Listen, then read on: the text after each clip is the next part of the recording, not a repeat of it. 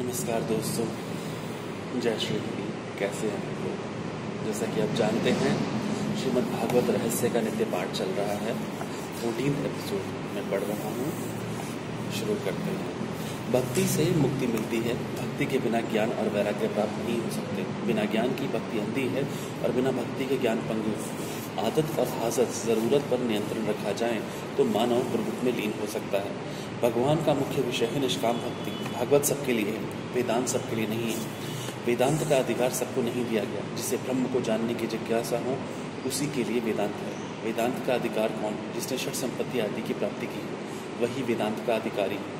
किंतु भागवत तो सभी के लिए है। भागवत का अधिकार वैसे तो सभी के लिए बताया गया है, फिर भी निर्मत्सराणाम सताम शुद्ध अंतःकरण वाले पुरुषों के जानने के योग्य परमात्मा का निरूपण इसमें किया गया है। निर्मत्सराणाम, निर्मत्सर होकर कथा सुनो। मत्सर सबसे बड़ा शत्रु है। मत्सर सबको सताता है। ज्ञानी और योगी दोनों को मत्सर परेशान करता है। स्वयं प्राप्त की हुई योग सिद्धि के बल से चांगदेव 1400 वर्ष जिए थे। उन्होंने मृत्यु को 14 बार वापस लौटाया। ये सिद्धियों में फंसे हुए थे, उन्हें प्रतिष्ठा का मोह था। उन्होंने संत ज्ञानेश्वर की कीर्ति सुनी। चांगदेव ज्ञानेश्वर के प्रति मत्सर करने लगे। क्या यह बालक मुझसे भी बढ़ गया? ज्ञानेश्वर की आयु 16 वर्ष की थी। चांगदेव की इच्छा हुई कि वह ज्ञानेश्वर को पत्र लिखे, किंतु पत्र में संबोधन क्या किया जाए? ज्ञानेश्वर अपने से छोटे केवल 16 वर्ष के स्वपूज्य को कैसे लिखा जाए और ऐसे महाज्ञानी को चिरंजीवी भी कैसे लिखा जाए? और इस उलझन को सुलझा न सके तो बिना लिखे ही पत्र भेज दिया। संत की भाषा संत जान सकते हैं तो पूरा भी पढ़ लेते हैं। मुक्ताबाई ने पत्र का उत्तर दिया। 1400 साल की तेरी आयु हुई, फिर भी तू पूरा ही रह गया। चांगदेव ने सोचा कि ऐसे ज्ञानी पुरुष से मिलना ही चाहिए। अपनी सिद्धियों के प्रदर्शन के लिए उन्होंने बाघ पर सवारी की और सत की लगाम बनाई और इस प्रकार ज्ञानेश्वर से मिलने के लिए आ रहे थे। इस और ज्ञानेश्वर से किसी ने कहा कि चांगदेव बाघ को सवारी करके आपसे मिलने आ रहे हैं। ज्ञानेश्वर ने सोचा कि इस बूढ़े को अपनी सिद्धियों का अभिमान हो गया। चांगदेव ने अपनी सिद्धियों के अभिमान के कारण ज्ञानेश्वर को पत्र में पूज्य शब्द से संबोधित नहीं किया था। ज्ञानेश्वर ने सोचा कि चांगदेव को कुछ पाठ पढ़ाना चाहिए। संत मिलने आए तो क्या भगत करनी ही चाहिए। इस समय ज्ञानदेव चौके पर बैठे हुए थे। उन्होंने चौके से चलने की आज्ञा दी। पत्थर का चौका चल गया। चौके को चलता हुआ देखकर चांगदेव का अभिमान नष्ट हो गया। चांगदेव ने महसूस किया कि मैंने हिंसक पशुओं को ही वश में किया, जबकि ज्ञानेश्वर के पास ऐसी शक्ति है जो जड़ पदार्थ को भी चेतन बना देती है। दोनों का मिलन हुआ। चांगदेव ज्ञानेश्वर के शिष्य बन गए। यह दृष्टांत सिखाता है कि हठ योग से मन को नियंत्रित करने की अपेक्षा प्रेम से मन को बस में करना उत्तम है। चांगदेव हठ योगी थे। हठात बलात्कार से उन्होंने मन को बस में किया। योग मन को एकाग्र कर सकता है, किंतु हृदय को विशाल नहीं कर सकता। यही कारण है कि चांगदेव ज्ञानेश्वर से ईर्ष्या करते थे। हृदय को विशाल करती है भक्ति। भक्ति से हृदय पिघलता है, विशाल भी होता है। मत्सर करने वालों के तो इहलोक और परलोक दोनों बिगड़ते हैं। मन में मत्सर मत रखो। मन से मत्सर निकाल दोगे तो मनमोहक का स्वरूप मन में सुदृढ़ होगा। कथा सुनकर उसे जीवन में चरितार्थ करने वाले लोग बहुत कम होते हैं। कथा सुनो और कथा के सिद्धांतों का जीवन में आचरण करो। केवल शुश्रूषा ही नहीं किंतु कृत्य भी बनो। इसलिए कहा गया है कि जब व्यक्ति पुरुष उन्हें सुनने की इच्छा करता है, उसी समय ईश्वर अविलंब उसी के हृदय में आकर बंदी हो जाता है। भागवत कथा का श्रोता निष्काम और निर्मत्सर बन जाता है। किसी भी जीव के प्रति रखा गया कुभाव ईश्वर के प्रति रखा गया कुभाव है। मनुष्य जब तक निर्मत्सर न बने तब तक उसका उद्धार नहीं। जैसी भावना आप दूसरों के लिए रखोगे, वैसी ही भावना पे आपके लिए भी रखेंगे। दूसरों के साथ वैरभाव करने वाला व्यक्ति अपने साथ ही वैरभाव करता है, क्योंकि सबके हृदय में ईश्वर का वास है। गीता में कहा गया है, क्षेत्रज्ञ चापी माम विद्धि सब क्षेत्रेषु भारत। नैमिषारण्य में 88,000 ऋषियों का ब्रह्मसूत्र हुआ। उस ब्रह्मसूत्र में एक बार सूत जी पधारे। चाणक्य जी ने सूत जी से प्रश्न पूछा कि जीव मात्र का कल्याण कैसे हो सकता है? कल्याण का सुलभ और सरल मार्ग बताइए।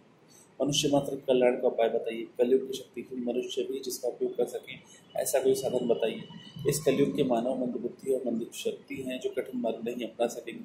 मनुष्य भोगी होने से मंदबुद्धि कहे गए हैं। कलयुग के मानव ऐसे भोगी हैं कि एक ही आसन पर बैठकर 8 घंटे ध्यान नहीं कर सकते। वे अपने को चतुर मानते हैं, किंतु व्यास जी ऐसा मानने को तैयार नहीं है। संसार के विषयों के पीछे ही जो लगाव से प्रवीण कैसे कहा जाए? शास्त्र कहता है कि 100 काम छोड़कर पूजन करो, 1000 काम छोड़कर स्नान करो, 1,00,000 काम छोड़कर दान करो, करोड़ों काम छोड़कर प्रभु का स्मरण करो, ध्यान करो, सेवा करो। शतम विहाय भोक्तव्यम सहस्त्रम स्नानम आचरेत लक्ष्यम विहाय दातव्यम कोटि त्यक्त्वा हरिं भजे। घर के काम को करने के बाद माला मत फेरो, किंतु प्रभु नाम का जप करने के बाद सब काम करो।